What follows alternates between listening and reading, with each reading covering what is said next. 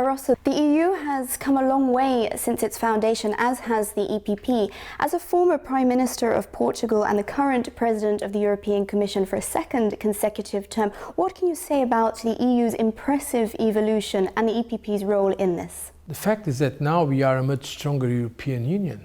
We are 27 countries in the European Union, and now we have the Lisbon Treaty that gives us more coherence, more democratic accountability, and also more efficiency. And this was to a large part a result of the work of the EPP leaders over the years. In fact, people from our political family like Konrad Adenauer, Robert Schuman, Alcide de Gasperi, many others, they were the inspirators of this great European project, and I'm sure they'll be very happy now. They would be very happy now to see that we have come a long way since the founding times of the European project as an integration project. And President Barroso, you and your Commission in particular have worked very hard over the years on a number of projects, but can you highlight a couple of recent EU successes and again the EPP's role in this? First of all, I'm extremely proud that my Commission was the first Commission of this enlarged Europe. And we have shown it is possible to work with a Commission of 27 people coming from 27 different countries. There was no division between people from the new or old member states. So my Commission was the first of this enlarged, reunified Europe.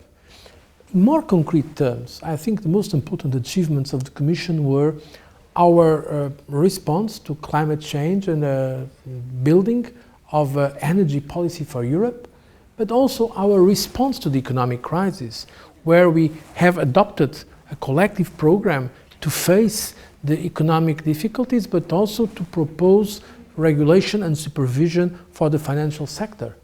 Even in more concrete terms, I'm extremely proud of the fact that we have taken measures for citizens that directly benefit all of us as consumers. For instance, reducing the price of phone calls, reducing the price of roaming, giving rights to the air passengers, making easier the payments across borders. So showing that the internal market is not something just for the people in business, but it is also good for all of us as consumers, for small, medium-sized companies. It is good for all the citizens of Europe.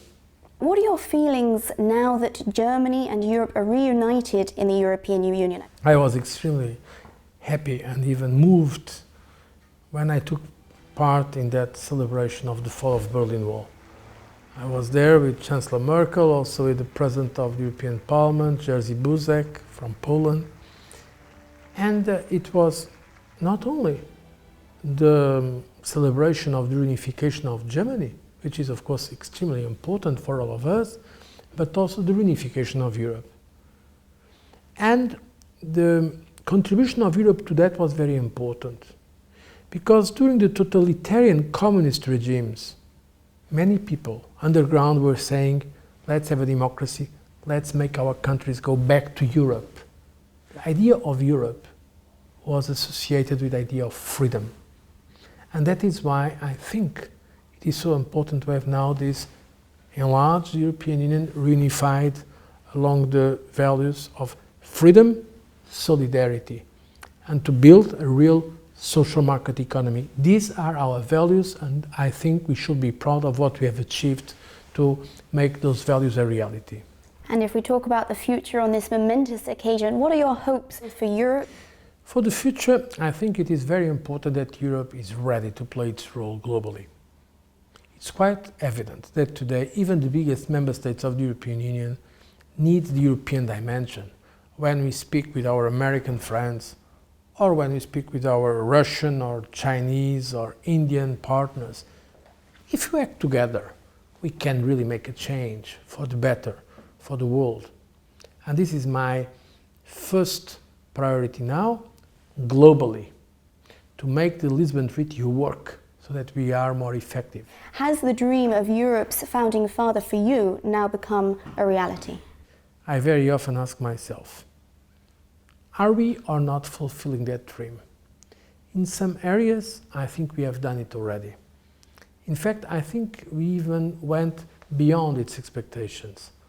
some of them could not believe that it was possible to have now the former communist countries under totalitarian regimes now living in peace, now independent countries. And now they are free countries working together with all of us in this European project.